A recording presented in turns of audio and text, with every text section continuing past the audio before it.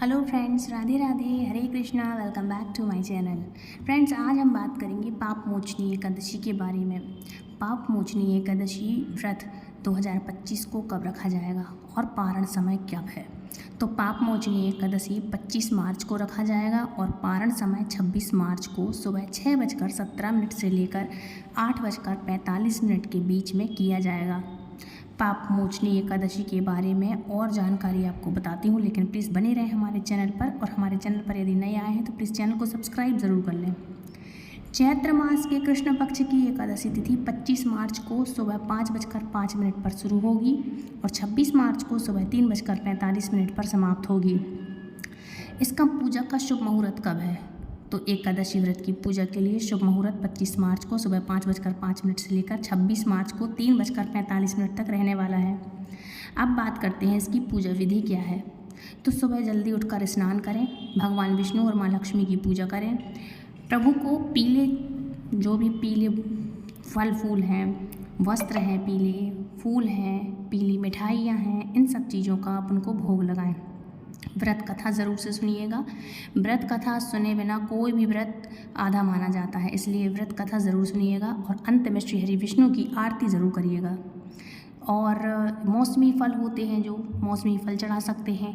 पीला भोग लगाएंगे आप तो केसर युक्त खीर का ज़रूर से भोग लगाएं। चावल की नहीं, साबूदाने की भोग लगा सकते हैं आप।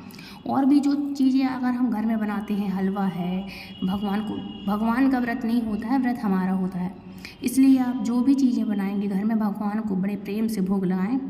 और जो व्रत वाली चीज़ें हैं वो आप ग्रहण कर सकते हैं। लास्ट में आरती करें और सभी पूरे परिवार के साथ सभी को प्रसाद वितरण करें। इसका महत्व क्या होता है?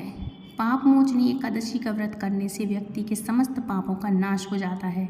जैसे कि आपको नाम से ही पता चल रहा होगा, पाप मोचनी मतलब हर एक पाप को नष्ट करने वाली एकादशी। तो हर पाप को नष्ट करने वाली एकादशी है ये, और इस व्रत को करने से समस्त पाप इंसान के नष्ट हो जाते हैं और उसे सुख समृद्धि की भी प्राप्ति होती है। अच्छा, अब बात करेंगे पाप मोचनी एकादशी व्रत कब तोड़ना चाहिए। मतलब जैसे मैंने आपको बताया कि जो लोग व्रत रखते हैं उन्हें एकादशी के अगले दिन सूर्योदय के बाद व्रत तोड़ना चाहिए। इसको बोलते हैं पारण समय। यह ध्यान रखना चाहिए कि व्रत का पारण द्वादशी तिथि के भीतर ही तोड़ना चाहिए। एकादशी और महत्वपूर्ण बात यह होती है एकादशी का व्रत करने से कि व्रत को हरिवासर के दौरान व्रत नहीं तोड़ना चाहिए। द्वादशी तिथि की चौथी अवधि कहलाती है ये, इसलिए आपको इस तरह से व्रत का पारण जरूर से करना चाहिए। अब हम बात करेंगे इसकी एकादशी की कथा क्या है। तो कथा जरूर से सुनिएगा, नहीं तो आपको आधा ही पुण्य मिलेगा। कोई भी व्रत करते हैं तो एक बात ये होती है कि उसका हम सबसे पहले संकल्प लें जब व्रत करें व्रत के दौरान, और दूसरी बात यह होती है कि उसकी कथा ज़रूर से पढ़ें।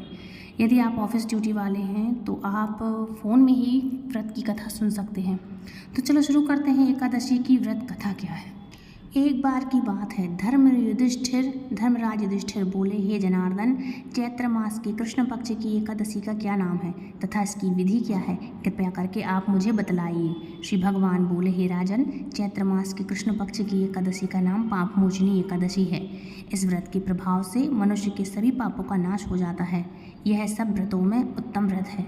इस पाप मोचनी एकादशी के महात्म्य के श्रवण व पठन से समस्त पाप नष्ट हो जाते हैं और समस्त सुखों की प्राप्ति होती है।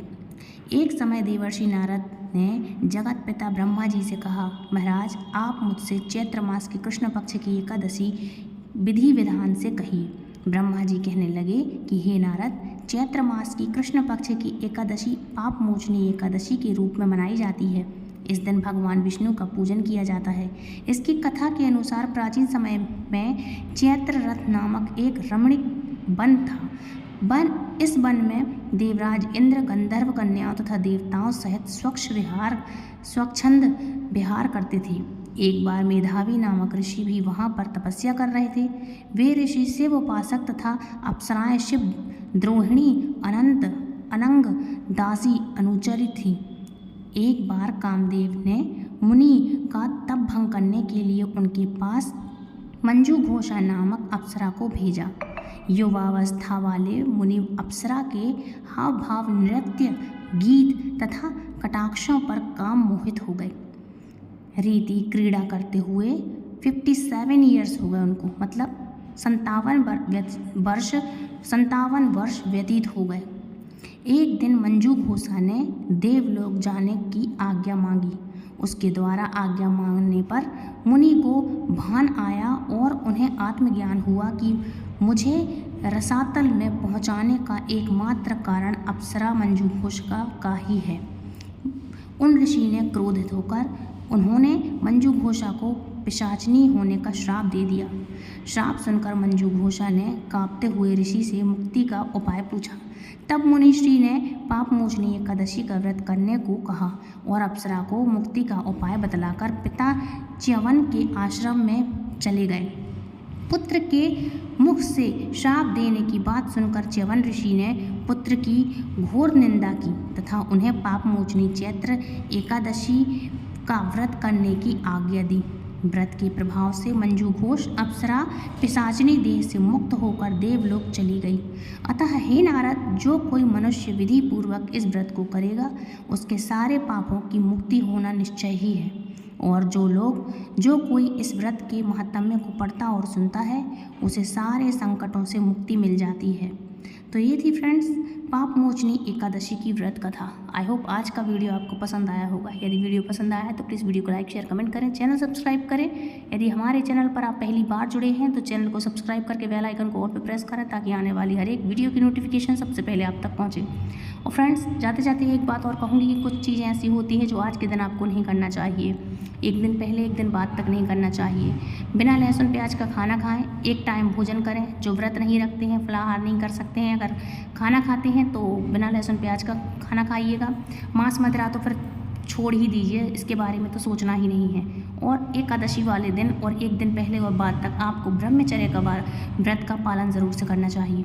तो फ्रेंड्स मिलती हूँ नेक्स्ट वीडियो में। राधे राधे, हरे कृष्णा, हरि बोल।